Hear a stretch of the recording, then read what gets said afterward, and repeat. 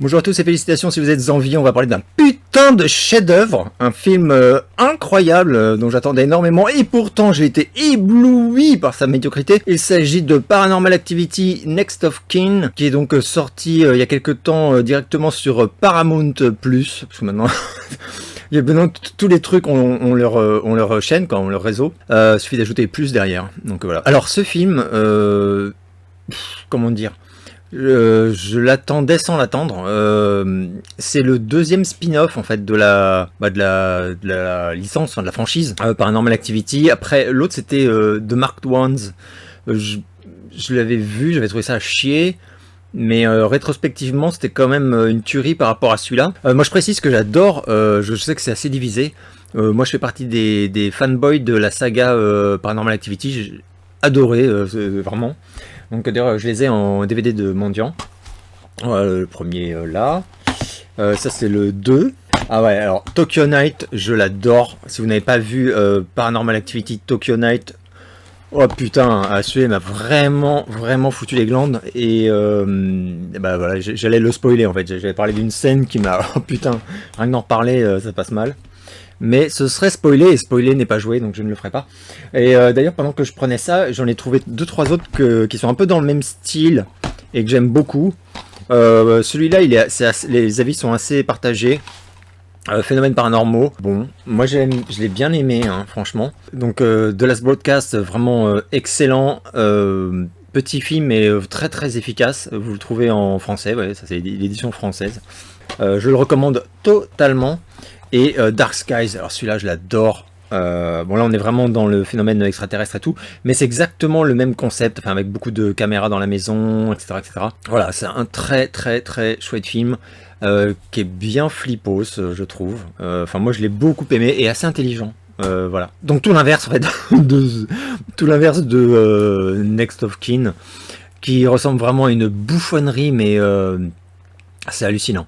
Donc le pitch, donc c'est en fait donc façon. Alors là, on n'est plus du tout dans le concept. C'est pour ça que je dis aussi spin-off parce que on n'est plus dans le concept de Paranormal Activity où c'est donc des caméras placées dans un lieu clos, enfin que ce soit une maison, un appartement, etc. Et qu'on va on va voir. C'est juste du fan footage. Enfin voilà, c'est une équipe de 3, ils sont, je crois, qui en fait ils accompagnent ils font un petit docu quoi sur une nana qui s'appelle Margot et qui est à la recherche de ses origines en fait. Elle n'a jamais vu sa mère, etc.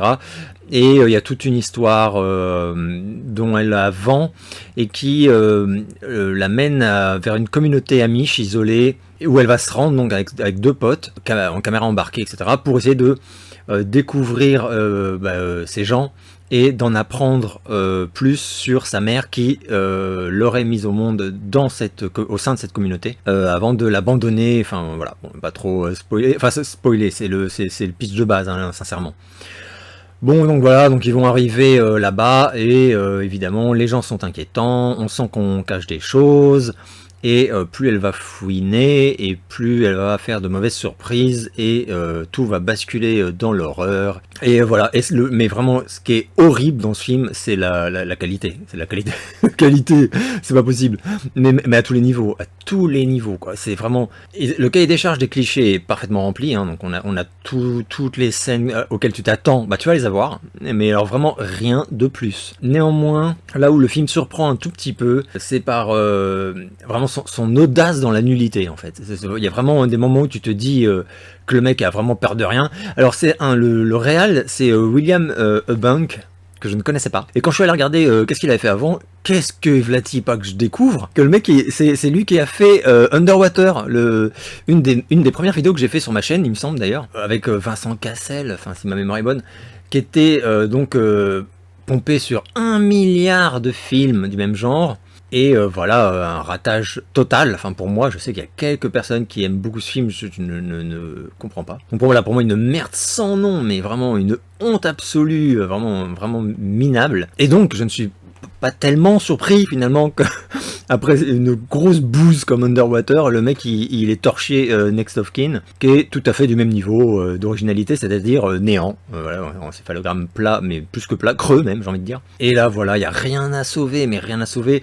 Tu te fais chier, mais comme un rat, quoi. Et c'est ridicule, c'est malaisant. Les practical effects sont risibles, mais vraiment. Hein. Enfin, il y a 2-3 scènes avec une créature. Enfin, non, c'est pas possible. Et puis c'est nul, c'est nul, c'est nul. Rien ne va. C'est mal écrit, mal réalisé, mal interprété, mal shooté. Tout est moche. Et la toute fin. La toute fin, ce foutage de gueule, honnêtement, quand j'ai vu que le générique arrivait, je me suis dit, ah ouais, carrément, en fait, t'as vraiment rien à battre, en fait, quoi. Donc, alors celui-là, donc je vous l'interdis, hein, voilà, ça fait partie de, je crois que c'est le 3e film que je vous interdis de regarder, enfin, du haut de mon pouvoir, c'est-à-dire nul, donc, mais, vous pourrez pas dire que je vous ai pas prévenu, c'est vraiment, c'est mauvais n'est pas le mot, quoi, vraiment, sur ce film-là, c'est vraiment au-delà de ça. Donc, voilà pour cette critique très enrichissante, j'en suis certain. Donc voilà, une belle merde, comme on les aime moyennement. Ce sera tout, j'espère que vous allez bien, et je vous donne rendez-vous très bientôt pour une nouvelle vidéo.